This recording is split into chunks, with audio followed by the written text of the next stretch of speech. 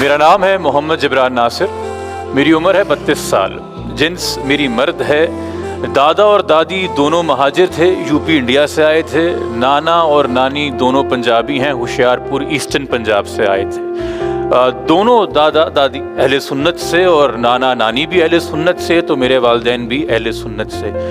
इन तमाम चीज़ों में, उस डिटेल तारुफ में मेरा रद्दी बराबर भी कोई कमाल नहीं है, मगर जो मैं बातें करता हूँ और कहता हूँ उसको बर्दाश्त किया जाता है, और मैं आज तक जिंदा हूँ, सलामत हूँ, आपके सामने हूँ और स्टेज पे मदऊ किया गया है। तो उन तमाम के अंदर इन तमाम इंट्रोडक्शन का बहुत अमल दखल है।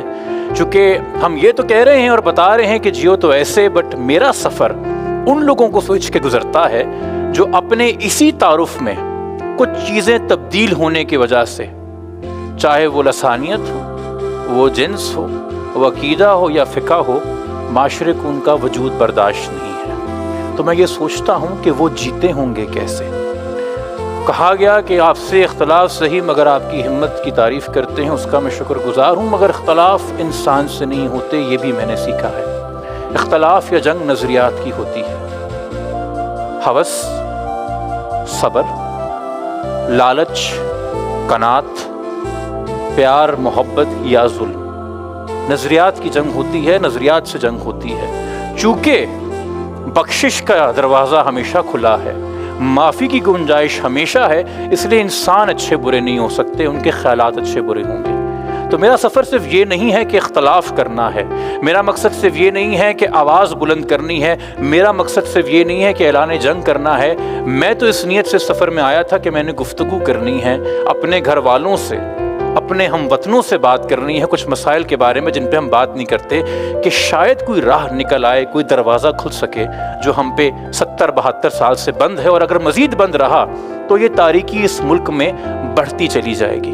2010 में पढ़ाई के लिए कुछ साल के लिए बाहर गया, मास्टर्स किया, लॉ ग्रेजुएट हुआ, काम करना शुरू किया तो सैलाब, अर्थक्वेक, तूफ़ान, ये चीज़ें आती रहती हैं। इनमें जाके काम भी किया, भूख भी देखी, मुफलिसी भी देखी, गुरबत भी देखी, मगर दिल को समझाया कुदरती आफात हैं, खुदा की मर्ज़ी होगी, इसमें भी कोई भलाई होगी। मगर 2013 मार्च का महीना, 26 साल मेरी उम्र, एक अपने बॉस के दफ्तर में बैठ के, सीनियर पार्टनर मेरी लॉ फर्म का और मैं वहाँ का एक एसोसिएट, और बेतकल्लुफ़ बेझिझक बच्चों की तरह रोना शुरू कर दिया। मेरा बॉस परेशान, उसने अपना चश्मा उतारा और उसने मुझे देखा और उसने कहा कि जिब्रान, मुझे लग रहा है कि आप शायद अब इस दफ्तर में ज़्यादा दिन काम ना कर सकें, आप कुछ बदल चुके हैं। वो ऐसा क्या था जो मैंने देखा? वो ऐसा क्या था कि मेरी आँख इस तरह से अश्कबार हुई कि मैं उस सुबह को ये मंजर शायद देख के आ रहा था। ये इराक़ नहीं था, ये यमन नहीं है, ये फ़लस्तीन नहीं है, ये कश्मीर नहीं है, ये कराची में एक इलाका है जिसका नाम है अब्बास टाउन, जहाँ एक धमाका होता है रेजिडेंशियल कॉम्प्लेक्स में, 180 के करीब ख़ानदान तबाह हो जाते हैं, 80 से ज़ायद शहादतें होती हैं, और जब आप नेक्स्ट डे उस साइट पे जाते हैं तो ऐसे ही होते हैं घर।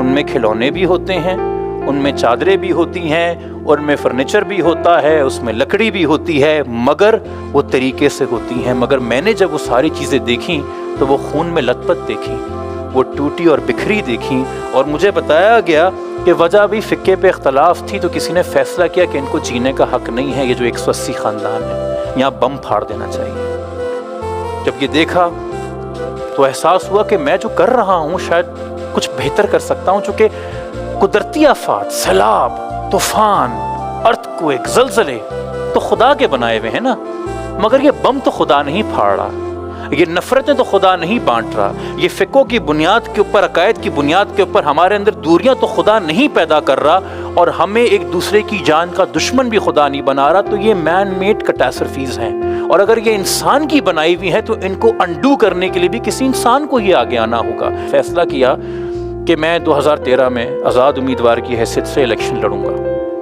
मेरे वालिद को लगा ये बहुत बेवकूफ़ी का फ़ैसला है, घर कहाँ से चलेगा, आप अपना करियर तबाह कर रहे हैं, फाइनेंशियल स्टेबिलिटी कहाँ से आएगी, यहाँ पे सियासत कराची की देखिए आप मारे जाएंगे। वही لائف کو لے کے، رسک کو لے کے، سب چیزوں کو لے کے ڈر جو کسی بھی والد کو ہوتا ہے، والدہ کو ہوتا ہے، وہ مجھ میں تھا۔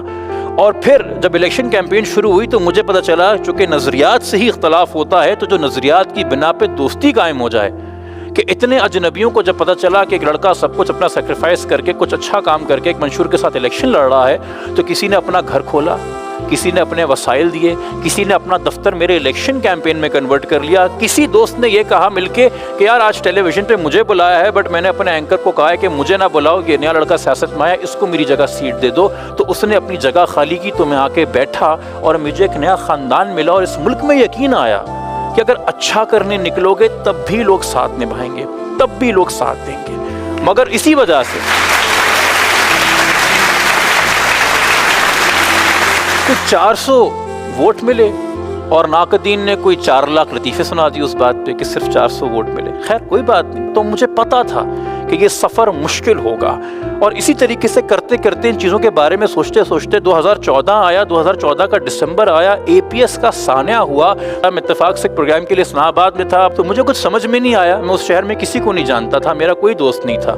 میں نکلا، میں نے ایک ویڈیو فیس بک پہ بنائی اور میں نے کہا میں مظاہرہ کرنے جا رہا ہوں، میں کم سے کم اپنا حق ادا کرنے جا رہا ہوں، میں کم سے کم یہ ہمت اور جرأت اپنے میں پیدا کرنے جا رہا ہوں کہ ایک حکومتی مسجد کو استعمال کر کے کوئی انسان یہ اعلان نہیں کرے گا کہ اس ملک کے بچے اگر دہشت گرد ماریں تو ان کے لیے دعائے خیر نہ کی جائے۔ اور یہ کرنے جب میں نکلا تو اس کے بعد 26 سال 27 سال کی عمر تھی، سڈنلی 2 دن بعد مجھے ایک فون کال نصیب ہوئی۔ انہوں نے فون کال کی اور انہوں نے کہا بھائی جو کر رہے ہو وہ روک دو ورنہ جان سے مار دیں گے۔ میرے اندر پتہ نہیں کیا تھا، وہ میں نہیں بول رہا تھا، میری نہ اتنی عمر تھی نہ تجربہ تھی۔ میں نے کہا ہم جہاں کھڑے ہیں ہم وہاں کھڑے ہیں۔ زندگی کے اندر اسی طرح مظاہرے ہوتے گئے، پروٹیسٹ ہوتے گئے، اور ہر موقع پہ ہر جگہ پہ میں نے بس یہ سوچا کہ صحیح کون ہے، غلط کون ہے، مظلوم کون ہے اور ظالم کون ہے، اس زاویے کے علاوہ کچھ نہیں۔ میں اس کو جانتا ہوں کہ نہیں جانتا، اور اسی کی بنیاد یہ ملی کہ اس طرح کی خبریں شائع ہوئیں۔ ابو جہل کی یاد میں شمع روشن کرنے کی تقریب، محمد جبران ناصر 17 رمضان کو ابو جہل کی یاد میں شمع روشن کریں گے۔ یہ فیس بک پہ وائرل گئی 2016 میں، اس کے بعد سے آج تک ہر رمضان یہ وائرل جاتی ہے، اور ہر بڑے چینل کا صحافی مجھے فون کر کے پوچھتا ہے آپ یہ ایونٹ کر رہے ہیں؟ میں نے کہا اگر آپ کو یہ گمان ہی میرے بارے میں ہو گیا ہے تو آپ مجھ سے بات کیوں کر رہے ہیں، کہ اگر آپ کو لگتا ہے کہ یہ سچ ہو سکتا ہے۔ زندگی کے اندر اسی طرح کے مراحل و سفر آتے گئے، تو ایک کیس آیا میرے سامنے، مجھے بتایا گیا تھا پہلے بھی، ہم اس وقت مظاہرے میں شرکت ہم نے کی تھی 2011-12 میں، جب یہ واقعہ ہوا تھا کہ شاہزیب خان نام کا ایک لڑکا شاہ رخ جتوئی کے ہاتھوں مارا گیا، ایک اور لڑکے کے ہاتھوں۔ وہ کیس بہت ہائی لائٹ ہوا پاکستان میں، آپ نے بھی سنا ہوگا اس کے بارے میں شاید ٹیلی ویژن کے اوپر۔ پتہ چلا کہ جی ہائی کورٹ نے ان کو چھوڑ دیا ہے، ہائی کورٹ نے ان کو چھوڑ دیا ہے۔ ہائی کورٹ نے جب ان کو چھوڑ دیا ہے تو اپیل کرنے کو سپریم کورٹ جا نہیں رہا، چونکہ شاہزیب کا باپ تو معاف کر چکا تھا، خاندان تو معاف کر چکا تھا کسی بھی پریشر کے انڈر۔ تو ہم چلے گئے سپریم کورٹ۔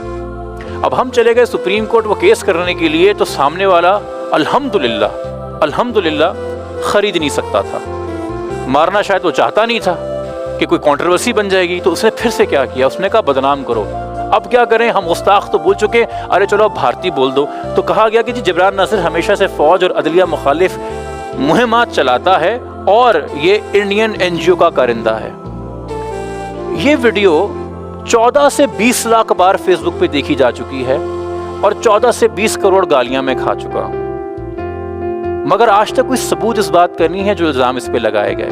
اور شاید یہی وجہ ہے کہ جب 2018 کے اندر میں نے الیکشن لڑا دوبارہ سے آزاد امیدوار کی حیثیت سے، ان 400 ووٹوں کو لینے کے باوجود ہمت کی اور اپنے حلقے میں جا کے لوگوں کے حقیقی مسائل پہ بات کی کہ تمہارے گھر میں کراچی والوں نلکے میں پانی نہیں ہے، مگر کراچی کے ہر ٹینکر میں پانی ہے، تو یہ پانی کہاں سے چوری ہوتا ہے؟ تمہارے یہاں آج لیسکو دن کا رات کا آف پیک اور آن پیک لاہور میں بل دیتا ہے، مگر کراچی کی الیکٹریسٹی سپلائی کمپنی یہ بل نہیں دیتی، تو تمہارا یہ مسئلہ بل چوری کا ہے، اس کو سمجھو۔ یہ دیکھو کہ ہم جس حلقے میں کھڑے ہیں یہاں پہ پاکستان کے ٹاپ 10 سکولز ہیں، یہ ایجوکیشن ہیون ہے پاکستان کی، مگر اسی حلقے کے اندر جو گورنمنٹ سکول ہیں ان کی نہ دیواریں ہیں، نہ بجلی ہے، نہ باتھ روم ہے، تو یہ کیوں تفریق ہے؟ تو آگے سے لوگ سوال کیا کرتے تھے، بھائی وہ تو ٹھیک ہے مگر آپ نے گستاخی کی تھی اس کا کیا، اور آپ جو بھارتی ایجنٹ ہیں اس کا کیا؟ جان بوجھ کے بار بار یہ سوال ہوتے گئے میری الیکشن کیمپین میں مجھ سے، اور میں سب کو مسکرا کے ان سوالوں کا جواب دیے بغیر اپنا پیغام عام کرتا چلا گیا۔ اس بار خدا نے رحمت کی، لوگوں نے ساتھ دیا، 400 سے نمبر 6000 پہ چلا گیا۔ جو میرے خیال میں ایک بڑا نمبر ہے کہ یہ پروپیگنڈا کے باوجود کہ میں بدعقیدہ ہوں یا کسی مذہب کے خلاف ہوں یا ملک کے خلاف ہوں، اتنے لوگوں نے سپورٹ کیا۔ مگر میں جاننا چاہتا ہوں اور میں سوال کرنا چاہتا ہوں کہ آپ میری طرح کتنوں کا اور کتنا امتحان لیں گے؟ ایک مہذب معاشرے میں جہاں اختلاف کی اجازت ہوتی ہے، اسی مہذب معاشرے کے اندر لوگوں کو جب اختلاف کی اجازت دی جاتی ہے تو ساتھ میں عزت بھی دی جاتی ہے۔ ہر انسان اس معاشرے کا سماجی کارکن بننے کے لیے پیدا نہیں ہوا ہے۔ اگر پورا کا پورا معاشرہ سماجی کارکن بن گیا، اس کا مطلب ہے یہ معاشرہ ختم ہو چکا ہے، یہ معاشرہ ناکام ہو چکا ہے۔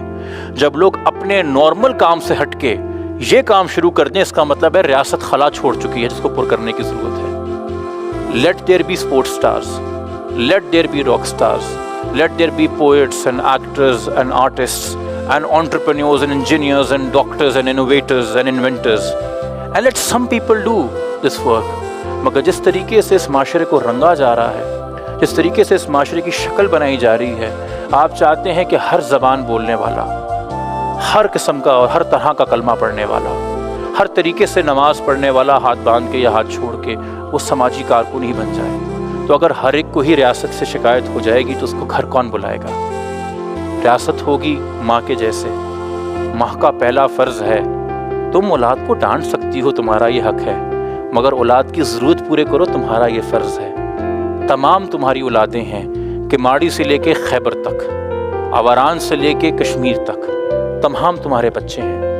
میرا نام محمد جبران ناصر ہے، میں آپ میں سے ایک ہوں۔ جیو تو ایسے